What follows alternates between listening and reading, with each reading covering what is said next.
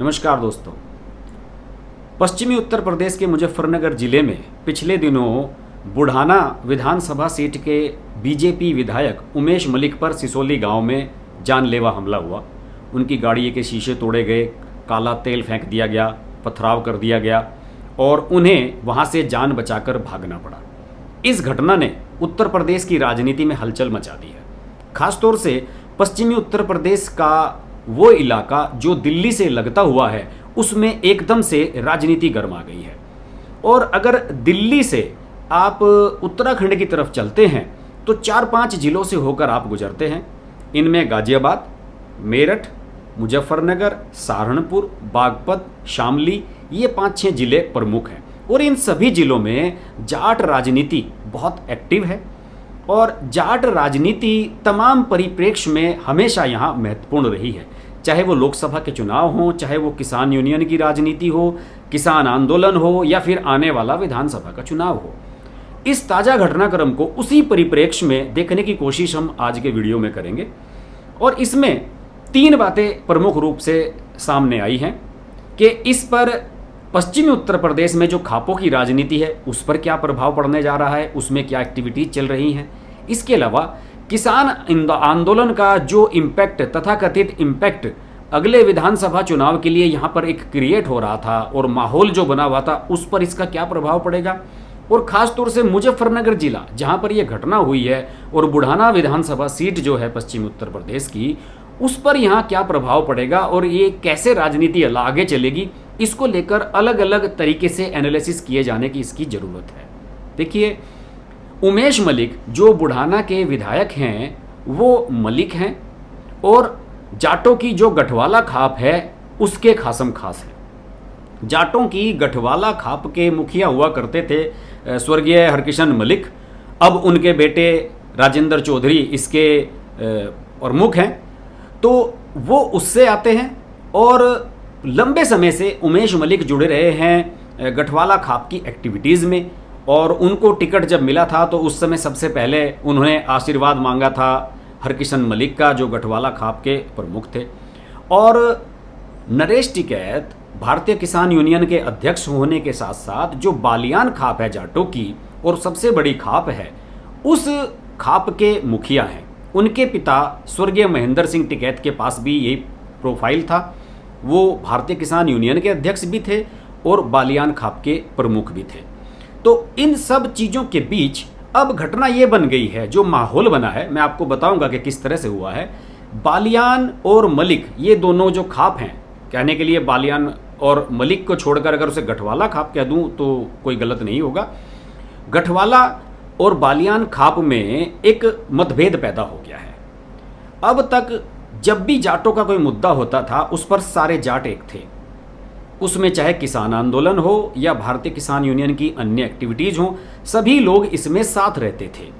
और भारतीय किसान यूनियन के जो प्रवक्ता हैं धर्मेंद्र मलिक, वो भी गठवाला खाप से आते हैं। खरड़ गांव उनका गांव है और उसी खरड़ गांव में गठवाला खाप ने 17 अगस्त को यानी मंगलवार को एक बड़ी पंचायत की और उस बड़ी पंचायत में उन्होंने भारतीय किसान यूनियन के अध्यक्ष नरेश टिकैत की आलोचना की और किसान यूनियन की सभी एक्टिविटीज से गठवाला खाप ने खुद को अलग करने का ऐलान किया। उन्होंने कहा कि अब गठवाला खाप का कोई भी किसान दिल्ली बॉर्डर पर जो गाजीपुर पर धरना चल रहा है उसमें नहीं जाएगा। इसके अलावा भारतीय किसान यूनियन ने 5 सितंबर को मुजफ्फरनगर में एक पंचायत का आह्वान किया है और ये माना जा रहा है कि इस पंचायत को आह्वान करने के पीछे उत्तर प्रदेश की राजनीति है कि अब दिल्ली से निराश होकर किसान यूनियन अपने आंदोलन को उत्तर प्रदेश में आगे बढ़ाना चाहती है और इसी के बारे में राजनीति और राजनीतिक दिशा तय करने के लिए ये महापंचायत बुलाई गई है मुजफ्फरनगर में। और नरेश टिकैत और राकेश टिकैत ये पहले से ही कहते रहे हैं कि अब हम उत्तर प्रदेश में जो है वो अपने प्रदर्शन को आगे बढ़ाएंगे और जो हम दिल्ली में कर रहे हैं हम लखनऊ में करेंगे। क्यों? इसकी वजह यह है कि अगले साल की शुरुआत में 2022 की शुरुआत में उत्तर प्रदेश में विधानसभा चुनाव होने हैं और अगर इस किसान आंदोलन का इम्पैक्ट होने के बावजूद भी बीजेपी इस बेल्ट में जिन 6 जिलों की मैंने आपको बात की है, अपनी पुरानी जो सीटें उसने जीती है, एक तरफा जीत हासिल की थी 2017 के विधानसभा चुनाव में, उसको अगर मेंटेन करने में सफल होती है तो इसका मैसेज ये चला जाएगा कि किसान आंदोलन का, कृषि कानूनों को लेकर जो राकेश टिकैत, नरेश टिकैत ये सब लोग चला रहे हैं दिल्ली बॉर्डर पर, उसका कोई इम्पैक्ट उत्तर प्रदेश में नहीं है। लेकिन अगर महापंचायत होती है 5 सितंबर की और उसमें कोई रणनीति बनती है उत्तर प्रदेश में आंदोलन को आगे बढ़ाने की, तो उसका इम्पैक्ट हो सकता है कि कुछ विधानसभा सीटों पर देखने को मिले। और इनमें सबसे प्रमुख बुढ़ाना विधानसभा सीट ही है। बुढ़ाना विधानसभा सीट मुजफ्फरनगर लोकसभा सीट का हिस्सा है और बुढ़ाना विधानसभा सीट के दायरे में ही आता है सिसोली गांव। कहने के लिए गांव है लेकिन टाउन एरिया है, नगर पंचायत इलाका है, और वहीं पर भारतीय किसान यूनियन का गढ़ है। भारतीय किसान यूनियन बुढ़ाना में अपना प्रभाव दिखाना चाहती है और ये जो घटना हुई, इस तात्कालिक घटना के पीछे वजह कुछ भी हो, लेकिन ये बात भी सामने निकल कर आई है कि इसमें कृषि कानूनों से ज़्यादा दूसरे वजहें प्रमुख रही हैं। कृषि कानूनों के मुद्दे को लेकर उमेश मलिक का विरोध वहाँ पर नहीं किया गया था। उमेश मलिक एक जन कल्याण समिति के नाम से एक संगठन है, उसकी बैठक में भाग लेने के लिए गए थे सिसोली गांव में, और किसान यूनियन का ये कहना है कि जब आंदोलन चल रहा है तो हमने अपने क्षेत्र में किसी भी प्रकार की जनसभा, रैली, इस पर प्रतिबंध लगाया हुआ है और इसके बावजूद भी यहाँ पर रैली या कार्यक्रम एक करने की कोशिश क्यों भाजपा विधायक ने की।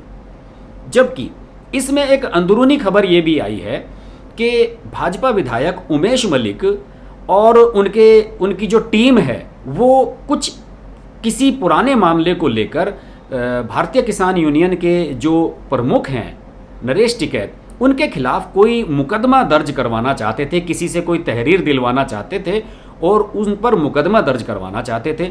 इस बात को लेकर एक रिएक्शन था और उसी रिएक्शन का नतीजा हुआ कि उमेश मलिक का वहाँ भयंकर विरोध हुआ। भारतीय किसान यूनियन के समर्थक वहाँ पहले से एकत्र थे और उनके खिलाफ वहाँ नारेबाजी की गई और उमेश मलिक को वहाँ से जान बचाकर भागना पड़ा। और जो वीडियोज़ उस समय आए थे, मैंने आपको वीडियोज़ अपने पुराने वीडियो में दिखाए भी हैं, उसमें काफ़ी माहौल गरमाया हुआ था और देखकर तो ऐसा लगता है कि वो हमला जानलेवा था। उनकी गाड़ी के शीशे तोड़ दिए गए। उमेश मलिक अपनी गाड़ी को भगाकर यहाँ से ले गए फुगाना गांव में। जो फुगाना गांव है वो थाने में वहाँ पहुँच गए, जबकि सिसोली जो क्षेत्र है वो आता है भौरा कला थाना के बीच।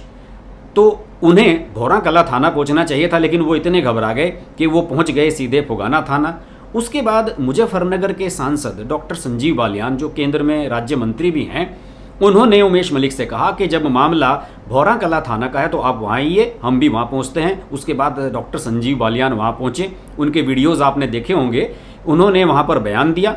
संजीव बालियान ने ये कहा कि देखिए, किसी भी जनप्रतिनिधि पर इस तरह का हमला होता है तो ये कानून व्यवस्था पर सवाल उठता है और पुलिस को इसमें खुद एक्शन लेना चाहिए।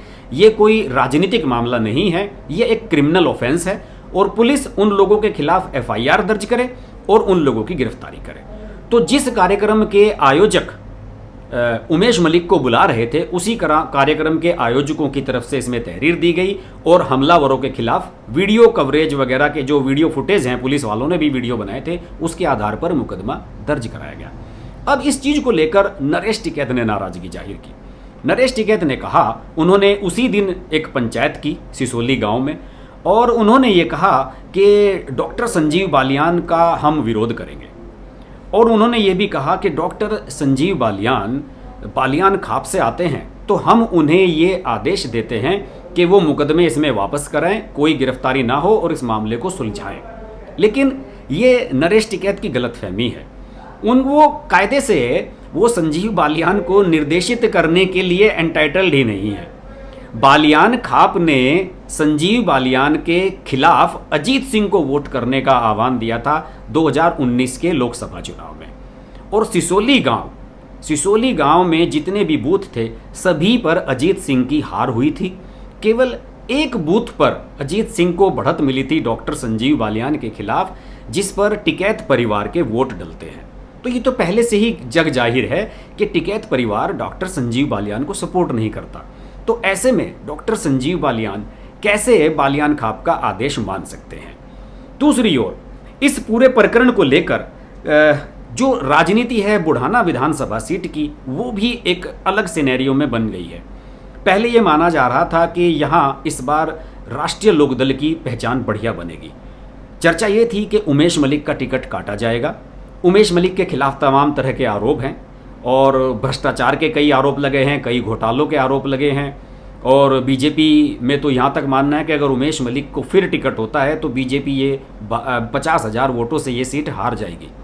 लेकिन इस प्रकरण के बाद अब उमेश मलिक की जो चांसेस हैं वो 50-50 हो गए हैं। उनका टिकट हो भी सकता है, उनका टिकट कट भी सकता है। अगर उनका टिकट काटा जाएगा तो इसका ये मैसेज जाएगा कि देखिए भारतीय किसान यूनियन ने उनका विरोध किया था और इसी वजह से उनका टिकट काट दिया गया, जबकि टिकट कटने के चांसेस उनके पहले से ही बड़े प्रबल हैं। और अगर उनका टिकट बरकरार रहता है तो बीजेपी को यहाँ हार के चांसेस नजर आते हैं। दूसरी ओर राष्ट्रीय लोकदल, जो कि जाटों की हार्डकोर पार्टी है, वो किसान यूनियन के सहयोग से बुढ़ाना विधानसभा सीट को फिर से जीतने का ख्वाब देख रही है। यहाँ से उनके राजपाल बालियान कई बार विधायक रह चुके हैं राष्ट्रीय लोकदल के, और इस बार तो ये भी चर्चा थी कि भारतीय किसान यूनियन के परिवार में से, टिकैत परिवार में से किसी को यहाँ पर आरएलडी टिकट दे सकती है और आरएलडी इस सीट को जीतने की कोशिश में नजर आ रही थी। लेकिन इस प्रकरण ने सारे समीकरण बिगाड़ दिए हैं। क्यों? जाटों के ही गुट आमने सामने हो गए हैं। जाट बालियान और मलिक खाप में अलग अलग बट गए हैं। तो इस तरीके से रालोद का समीकरण भी खराब हुआ है। दूसरी ओर बीजेपी को इसमें थोड़ा सा अपना बेनिफिट ये नजर आ रहा है कि चूंकि विधायक पर हमला हुआ है तो किसान यूनियन के प्रति भी यहाँ लोगों में बहुत नाराजगी है। इस क्षेत्र में किसान यूनियन के जितने समर्थक हैं उससे ज़्यादा इनके विरोधी भी हैं। तो बीजेपी को लग रहा है कि इस घटना के बाद जो किसान यूनियन विरोधी वोट हैं वो बीजेपी के समर्थन में पोलराइज्ड हो जाएंगे और बीजेपी को इसका लाभ मिल जाएगा। तो अभी बीजेपी की समीकरण दोस्तों यहाँ पर ऐसी नज़र आ रही है कि वो उमेश मलिक का टिकट काट भी सकते हैं, टिकट रख भी सकते हैं। दूसरी ओर इसमें सबसे बड़ा इशू यही है कि किस तरीके से यहाँ पर इस मामले को सुलझाया जाए। इसमें मुजफ्फरनगर के जो सांसद हैं डॉक्टर संजीव बालियान, वो चाहते हैं कि गिरफ्तारी की जाए इसमें, और दूसरी ओर उनकी जो खाप है, जिस खाप से डॉक्टर संजीव बालियान आते हैं, वो आह्वान कर रही है कि इन सब के मुकदमों को वापस लिया जाए। तो ऐसी स्थिति में बीजेपी भी द्वंद्व की स्थिति में फंसी हुई है और नरेश टिकैत और भारतीय किसान यूनियन भी अजीबोगरीब स्थिति में फंस गई है। क्योंकि भारतीय किसान यूनियन अगर भाजपा के प्रतिनिधियों का, जनप्रतिनिधियों का विरोध करती है तो इस क्षेत्र में अराजकता हो सकती है। डॉक्टर संजीव बालियान के खिलाफ भैंसवाल गांव में, जो शामली जिला है, वहां पर एक प्रदर्शन हुआ था। जब वो गांव में किसी काम से गए थे तो वहां उनके खिलाफ नारेबाजी की गई थी। उसके बाद वो सोरम गांव में गए थे एक पंचायत में, उसके बाद वहां पर उनके खिलाफ नारेबाजी हुई थी। तो संजीव बालियान के समर्थकों ने राष्ट्रीय लोकदल के समर्थकों की वहां पिटाई कर दी थी और चौधरी अजीत सिंह को खुद अपने समर्थकों के बीच आना पड़ा था। और वो चौधरी अजीत सिंह का आखिरी पब्लिक अपीयरेंस था। उसके बाद कोरोना की वजह से उनका निधन हो गया। तो इस समय माहौल गरमाया हुआ है। बीजेपी को यह लग रहा है कि विधानसभा चुनाव जो आ रहे हैं अगले साल की शुरुआत में, उसमें बीजेपी को इससे एक लाभ हो सकता है। किसान यूनियन के खिलाफ जो एक गांव में, ग्रामीण क्षेत्रों में किसान यूनियन के खिलाफ भी जो एक धड़ा है, या जो दूसरी गैर जाट बिरादरियां हैं वो पोलराइज हो सकती हैं बीजेपी के समर्थन में। दूसरी ओर किसान यूनियन के सामने सबसे बड़ा चैलेंज ये खड़ा हो गया है कि वो अपने समर्थकों की गिरफ्तारी को कैसे रोके, और उनकी गिरफ्तारी उन्हें रोकनी है तो उन्हें फिर डॉक्टर संजीव बालियान के साथ समझौता करना होगा और पैचअप करना होगा। अपने पुराने जो ग्रजेज हैं उनको एक तरफ रख कर सीधे जाकर उनसे बात करनी होगी। लेकिन माहौल बड़ा गरमाया हुआ है। इसमें रोजाना नए घटनाक्रम हो रहे हैं, नई तरह के डेवलपमेंट हो रहे हैं। इस घटनाक्रम पर मैं चूंकि इस क्षेत्र से बिलोंग करता हूं, इसलिए मैं लगातार नज़र बनाए रखा हूं और इसमें जो लेटेस्ट डेवलपमेंट होंगे उसके बारे में मैं ज़रूर वीडियो बनाऊंगा। आपको मेरा ये वीडियो अच्छा लगे तो इसे पब्लिक में शेयर करें, सोशल मीडिया पर शेयर करें, व्हाट्सएप के जरिए शेयर करें। चैनल को मेरे सब्सक्राइब नहीं किया है तो डू सब्सक्राइब नाउ, अभी इसको सब्सक्राइब करें और नोटिफिकेशन के लिए बेल आइकन जरूर प्रेस कर लें, क्योंकि मैं अक्सर लाइव आता हूं, फिर आप मुझसे लाइव में नहीं जुड़ पाएंगे। देखते रहिए हर्ष की बात लाइव। नमस्कार। अगर आपको हमारी वीडियो पसंद आई तो वीडियो को लाइक करें, चैनल को सब्सक्राइब करें और नोटिफिकेशंस के लिए बेल आइकन को प्रेस करें।